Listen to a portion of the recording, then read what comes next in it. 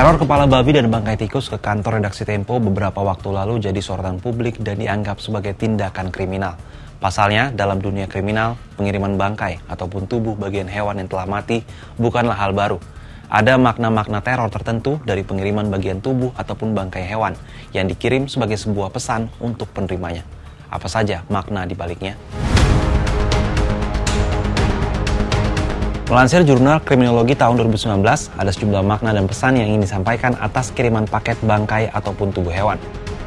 Kepala babi mengandung unsur penghinaan. Babi dalam beberapa budaya dianggap sebagai hewan yang kotor dan rendah, sehingga penggunaan kepala babi dalam teror ini bisa bermaksud untuk merendahkan atau mengintimidasi penerimanya.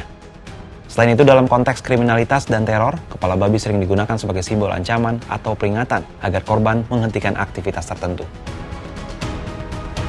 Sedangkan bangkai tikus dimaknai sebagai lambang pengkhianatan. Tikus sering dianggap sebagai pengganggu yang harus disingkirkan.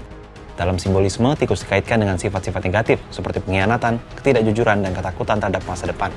Sementara itu, kepala terputus seperti yang dikirim ke kantor redaksi Tempo mengandung makna peringatan keras yang merupakan pembunuhan. Hal ini bisa dimaknai lebih dari ancaman tapi juga representasi eksekusi. Kesimpulannya, kiriman bangkai dan potongan kepala hewan ini dirancang untuk menimbulkan rasa takut akan ancaman pembunuhan terhadap penerimanya. Terkait teror ini, manajer kampanye Amnesty International Indonesia, Nurina Safitri, mendesak kepolisian untuk mengusut tuntas kasus ini. Adanya efek gentar gitu, adanya swasensor kalau ini kembali efeknya terhadap kerja-kerja jurnalistik gitu. Kita semua akan segan, kita semua akan takut untuk bersuara. Karena pasti mikirnya, Tempo aja seperti itu, kritis dikirimin ke kepala babi gitu ya. Berapa banyak media gitu ya di luar Tempo yang sangat kritis dan setiap hari mengkritisi kebijakan negara gitu. Jumlahnya tidak banyak gitu. Malah banyak media kalau kita perhatikan jadi endorser pemerintah gitu. Teror yang diterima oleh redaksi Tempo ini tentu bukanlah ancaman biasa, melainkan sudah menjurus ke tindakan kriminal. Lantas, apa tanggapan pemerintah terkait hal ini?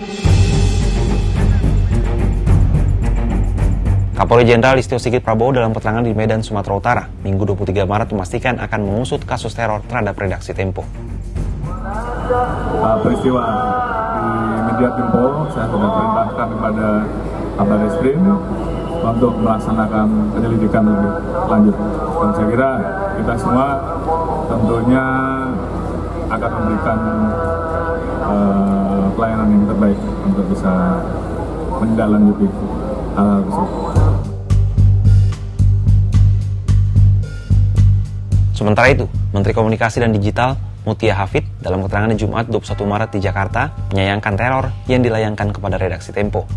Pemerintah menegaskan kebebasan pers dilindungi Undang-Undang Nomor 40 Tahun 1999 tentang pers. Mutia juga memastikan Presiden Prabowo Subianto masih memerhatikan kebebasan pers. Saya sebagai mantan jurnalis menyayangkan tentu dan silakan saja nanti laporkan gitu ya supaya ketahuan begitu siapa yang turun ke kepolisian.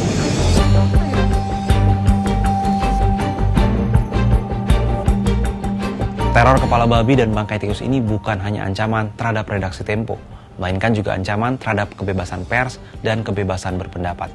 Jika tidak ditindak secara tegas, bukan tidak mungkin peristiwa serupa akan terus terulang.